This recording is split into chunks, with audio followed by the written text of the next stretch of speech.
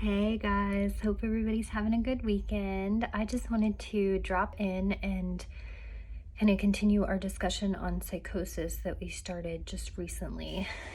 So last time we talked just about the general overview of psychosis, when you see it, what it generally looks like. And today I wanted to kind of zoom in a little bit and talk about delusions in particular as a type of psychosis. So delusions in the medical sense are things that we refer to as fixed, false, idiosyncratic beliefs. So this is different from what you might hear sort of colloquially where, in the movies, maybe the nerdy kid wants to go to prom with the most popular girl and his friends call him delusional. So not exactly what we're talking about here. So I'll break down the definition a little bit. So a fixed belief is something that's not changeable. So if you can argue somebody out of it, by definition, it's not a delusion. So an example that I've run into many times is, say somebody thinks there's something wrong with them physically. It doesn't matter what kind of MRIs, CT scans, x-rays, whatever you get, it's not going to convince the person that they're actually okay, or that there, isn't a chip in their head, because they'll come up with ways to sort of explain why you may have missed it, or explain why, it was there before and maybe it was gone just at the time you did the study. So there's really no convincing them. So that's the fixed part of the definition. False refers to the fact that either the belief is just not right, so there's no possible way it could be true. So an example would be, aliens came and took over my body and now they're living through me. So that probably didn't happen, so we're going to call that a false belief. But it can also refer to something that maybe is true, but the way that the person came about getting to that conclusion doesn't make sense. So the best example of that is, say someone's spouse is cheating on them. So true story, their spouse is cheating. If the person comes to that conclusion because maybe they saw text messages between their spouse and the person they're cheating with, or their friend saw them out at the bar and let them know, that kind of makes sense. And that's a reason that somebody might, figure out that their spouse is cheating. So, but say somebody comes to us and, I don't know how we would know this, but maybe we know for sure that their spouse is cheating, or we find that out. But this person comes to us and says, well, I know that they're cheating because some newscaster made a reference to a girl that was, involved in politics, and she kind of looked like my husband's old girlfriend. And then I saw some road signs that had her name, because it's a name like Rose or something that's popular, and that the way they link it together just doesn't make a lot of sense. So that would be an example of maybe that is a true fact, but it still qualifies as a delusion because the way the person came up with it just doesn't make sense. And then the last part of our definition is idiosyncratic. So that refers to the fact that, if it's a belief that a large number of people hold, you would not call it a delusion. So the best example here is religious belief. So say you are not religious, or you have a different religion or a different cultural belief than someone else. You can't say that they're delusional just because they don't share your belief, because these are constructs and religions and cultural beliefs that a lot of people share. It gets a little bit hairier when we talk about like cults and, small numbers of people that believe maybe sort of bizarre things. But maybe we'll call that level 2 psychiatry and talk about that some other time. So that's our definition. So fixed, false, idiosyncratic beliefs make up delusions. So there are a lot of other ways that we can talk about delusions. So, we can talk about delusions as being bizarre or non-bizarre.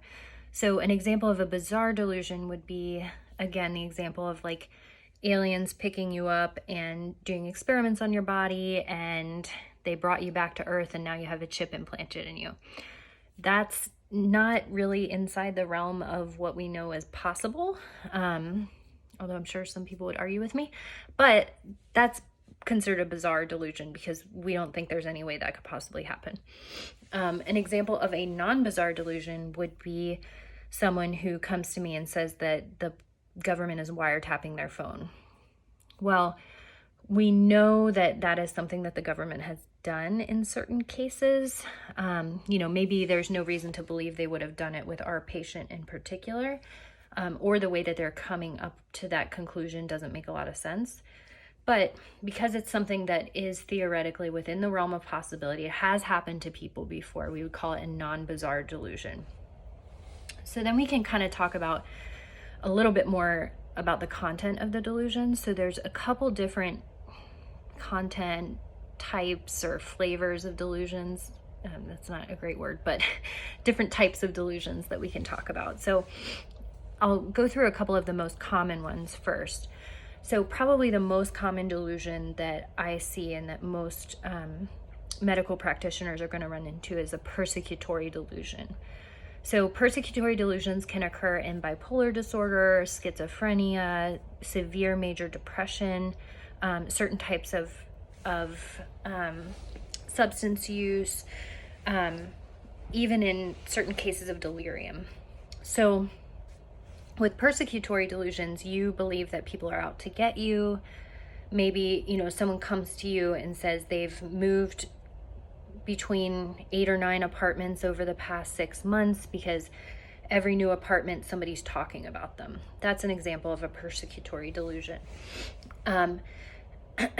Another sort of more common delusion is a grandiose delusion. So that we typically see in bipolar disorder when someone's in the manic phase, so moving fast, talking fast, lots of energy, little sleep. They may have grandiose delusions. We can also see that in schizophrenia and other types of disorders. So with people with grandiose delusions, they believe they have sort of an inflated sense of self. So they may think that they're more special, more important. Not that you aren't special and important, you are, but these patients with these delusions will go as far as to say maybe they're the second coming of Christ, or they're the president of the United States, or that they're the a reincarnated king or a Buddha or something like that. Or they may believe that they have superpowers that can get super dangerous, because I've seen cases where people will think that they can fly or think that they can jump tall buildings, and they may try and do that. So that's kind of an example of what that would look like. Somatic delusions are also something I've seen more commonly. So somatic delusions refer to believing that something is wrong with your physical health that isn't. So a common example in someone with severe depression, they may start to believe that they have something seriously wrong with them, like cancer, that they're dying. In some cases, I've seen people believe that their insides are rotting out, that they're being eaten by parasites from the inside out. We can see these things not just in depression, obviously, but in schizophrenia, bipolar disorder, different substance use disorders again. One that is probably more common than you would think is somatic delusions about one's penis. So that's something I've seen certainly more than a handful of times. So believing things like your penis is turned inside out, or there's something seriously wrong with your penis. Those are things that we see. Other types of delusions, so we can talk about erotomaniacal delusions. So when someone believes that a celebrity is in love with them, or someone famous who would have no reason to know who they are is in love with them. You can see referential delusions. So you believe that maybe street signs are referring to you specifically, or certain lyrics of a song maybe are referring to you specifically. And then kind of finally, we can sometimes see nihilistic delusions. So that's the belief that maybe things aren't real, that you aren't real. I've heard people describe it as, being in a video game, or this is just a movie, or that I'm dead, my body isn't really here. So that's kind of a broad overview Clearly we'll have to talk more because there's lots more to talk about, but thanks for listening.